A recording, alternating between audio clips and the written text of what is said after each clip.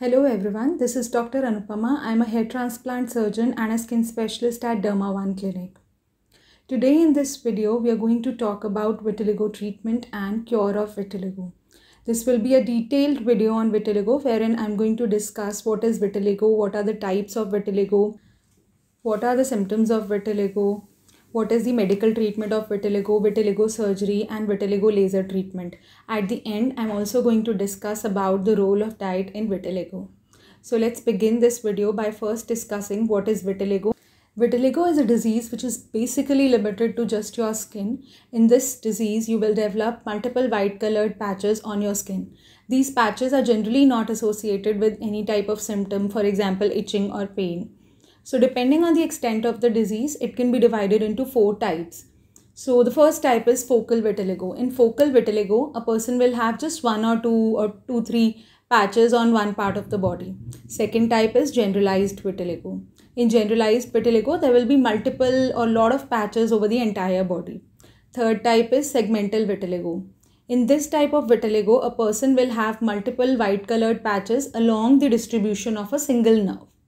Then there is another type called as acrofacial vitiligo. In this type, white colored patches are limited to the face and hands and feet of the person who's having it. Besides affecting your skin, vitiligo can also affect your mucosae. That means it can also affect your lips and inside of the mouth and genital areas. It can also affect your hair. Now, why vitiligo happens? There are multiple theories which have been given to explain why vitiligo happens, but the most common theory is that vitiligo is an autoimmune disease. That means your own body's immunity is acting against the pigment producing cells in the skin known as melanocytes. Your immunity will destroy these melanocytes so that your skin becomes white. Next proposed mechanism for the development of vitiligo is genetic. Some people say that it could be because of the presence of certain genes in few patients. Then the next theory is neurotoxin theory. This theory is specially applicable to segmental type of vitiligo, according to which your nerves release certain types of neurotoxins which destroy melanocytes or the pigment producing cell. Next theory is antioxidant theory. According to this theory, in the vitiligo patch, oxidative stress is very high because of the presence of numerous free radicals. These free radicals destroy your pigment producing cells or melanocytes, leading to development of white patches. Trauma can also play an important role in the development of vitiligo. So basically, you should stop wearing very tight clothes, very tight jewelry like wearing tight rings and wristwatches. All these things can lead to development of new patches of vitiligo. Now let's discuss about the treatment of vitiligo.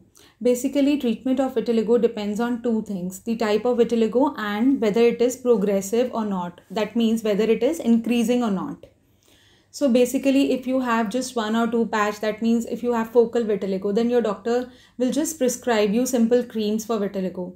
These creams can be in the form of steroid creams or tacrolimus creams. After applying these creams for several months, you will start seeing repigmentation of these patches. Now, if you have extensive vitiligo or generalized vitiligo, then your doctor may give you different types of tablets to stop the progression of the disease or to stop the appearance of new patches. These tablets can be in the form of steroid tablets, cyclosporin tablets or azathioprine tablets. These tablets can have certain serious side effects. So whenever you decide to take these tablets, please take it under the supervision of a doctor. If you have extensive disease, then your doctor might prescribe you UV light-based therapies. These therapies can be of 2 types, UVA light therapy and UVB light therapy. First, we will discuss UVA light therapy. UVA light therapy is also available with the name of PUVA or Puvasol. This therapy is given to you if you have stable disease. That means if you're not getting any new lesion. So in this therapy, your doctor will give you a medicine with the name of Soralen, either in the tablet or the lotion form, after which you will be required to expose your skin to either UVA light or UVA lamps or sunlight. Slowly, this will lead to repigmentation of your vitiligo lesions. Next is UVB therapy. UVB therapy is given to you when you have extensive disease which may be stable or unstable. This is because UVB therapy leads to pigmentation of your older lesions. Also, it prevents the appearance of new lesions. UVB therapy can be of 2 types, NB UVB therapy and vitiligo laser or excimer laser therapy. In NB-UVB therapy, you will either go inside an NB-UVB chamber in which you will expose your entire skin to NB-UVB, or you can use a handheld NB-UVB device to just expose a particular area of white patch on your skin.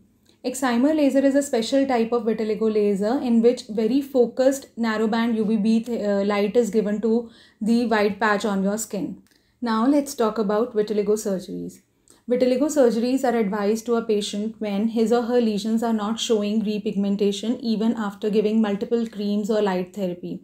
In such situations, vitiligo surgeries are done to give pigment to the white lesions. They can be of multiple type. Most basic technique is when skin or part of the skin is taken from your normal body part like your thigh or buttock and is placed onto the white patch. Then it is known as split thickness skin graft.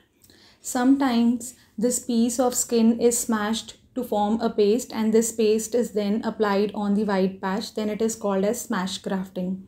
There is another technique in which instead of the entire piece of skin, only melanocytes or pigment producing cells are transferred onto the white patch. This is known as melanocyte transfer technique. Other surgical techniques for vitiligo include suction blister grafting, punch grafting, and melanocyte culture techniques.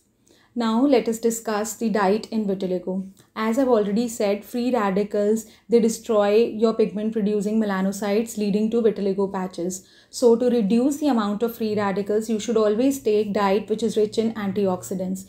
You can take vitamin A rich foods like carrot. You can also take vitamin C rich foods like lemons, amla, and oranges. Then you should also include a lot of green leafy vegetables in your diet, grapes and pomegranate in your diet.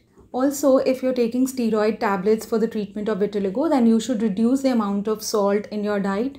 Also, you should include calcium-rich foods in your diet, for example, milk and milk-based products. Coming to diet restriction, we don't recommend any type of diet restriction for vitiligo because you will be taking a lot of treatment for vitiligo. And by restricting certain nutrients in your diet, your diet will be devoid of essential nutrients. So I always recommend that you should take balanced diet while you're taking treatment for the vitiligo. So this was all about vitiligo and its treatment. If you want to know details about any of the treatment options that I mentioned, please comment in the comment section below. I will try to reply to all your queries. Please subscribe to our channel, and for more such videos and information, please click on the bell icon. You can also follow us on Facebook, Twitter and Instagram.